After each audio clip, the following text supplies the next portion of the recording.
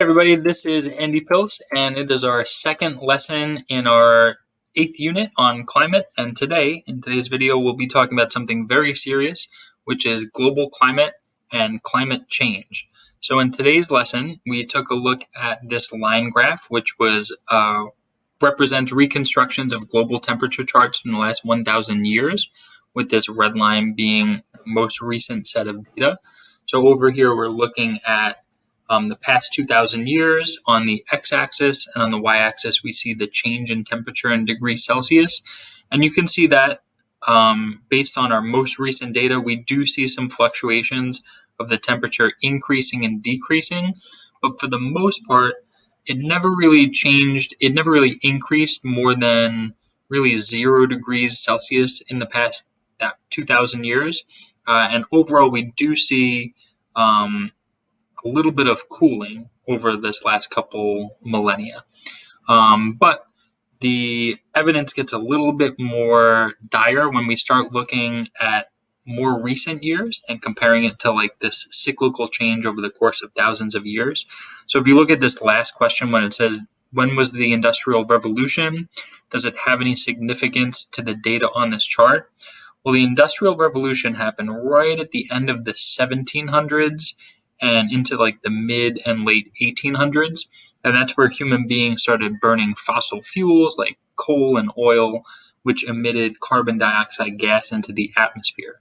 So here we're going to see a big increase in temperature that kind of matches right when that Industrial Revolution occurred. So let's take a look at some more evidence and some more line graphs. This next one these next couple were taken from climate.gov, courtesy of the National Oceanic and Atmospheric Administration. So looking at this line graph on the left, they get this data by looking at ice core samples. So they'll dig a very deep cylinder of ice, and by looking at the characteristics of the ice, we can see the atmospheric conditions. And the further down you go in that column, the further back in time we can go. So we have generally accurate records looking at almost the last 800,000 of years here.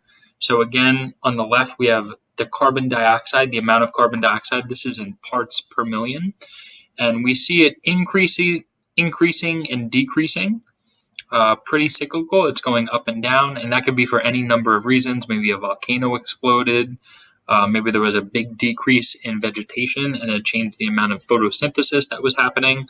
But we see the highest previous concentration of 300 parts per million somewhere at about 325,000 years ago. And then it dropped. It never reached that point again until fairly recently.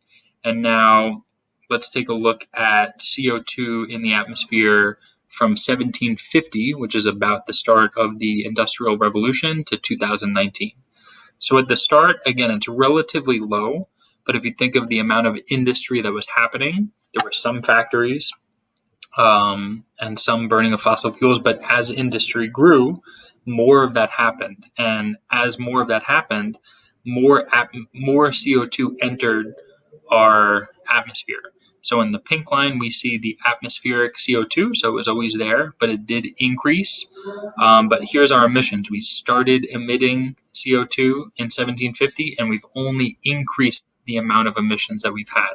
So compare the CO2 in the atmosphere and that steep increase that we see to the steep increase in temperature. Then we start seeing a little bit of a match with that data and makes people think that this increase in atmospheric CO2 is leading to an increase in temperature. It's called the Keeling curve. We'll look at one more graph. So this is from 1970. We'll see that the atmospheric carbon dioxide was at 325. And just recently in January 2021, that number was up to 415 parts per million, which scientists are saying that this is a sign that this is only going to get worse unless we take some corrective action soon. So let's take a look at this global map. We see that, or we know rather, that these equatorial zones are going to be the hottest climate zones. But as climate change happens, we're predicting that these areas are going to get warmer. So if all of these areas are going to get warmer, then we're going to start to see the tropical climate zone kind of stretch further away from the equator and stretch north and south. The same will happen to the mid-latitude climates, those temperate, the subtropical and the temperate climates. But then when we get to the subpolar and polar climates, since these climate zones are pushing north towards the poles, it's actually going to make these polar and subpolar climates disappear. So if we were to annotate this a little bit, if our tropical climate were to stretch out a little bit and move this line, this zone might get a little bit bigger, and it will take up more space in these mid-latitudes. So this would be our new tropical climate. I'll call it a T.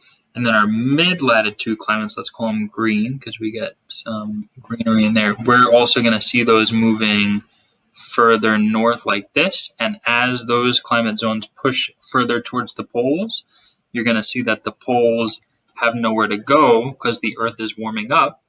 And that's what leads to us seeing those really sad videos of either icebergs and glaciers cleaving and gigantic chunks of ice falling into the sea, which is going to raise the ocean levels and make storms more serious, or it's going to destroy the habitats that those animals and the plants live in. So then you'll see polar bears and penguins and seals searching around for food, but they can't find any because all of their fellow animals in their biome are going extinct. So as global temperatures increase, we'll see tropical climates move further towards the poles, further north and further south. Mid-latitude climates will also move, and polar climates will be displaced.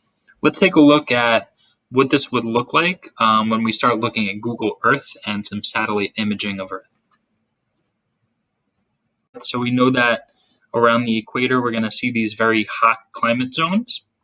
But as global warming continues to happen, we're predicting that this desert area may move to a higher latitude. So we might see where these dry conditions are here in Africa, we might actually see some more desertification happening in Spain and France. They're saying that France's wine region is actually moving further north, and some of these towns and cities that always had their reputation for growing wine, they might not be able to grow wine for too much longer. We'll see those regions move further north, and then as we get north, places like Greenland that are covered in ice, that ice is going to melt and it's going to change the environment, and it could have some pretty irreparable consequences unless we start taking actions right now. Actually, just this week, officials in India had charged the developing world to start taking steps to mitigate carbon dioxide emissions to help these more developing countries, because they're mostly the ones that are going to be facing the consequences of climate change first. So it's really important that we start making changes not only as individuals, but as countries. Hope you found this video informative, and I will see you folks next time. Bye.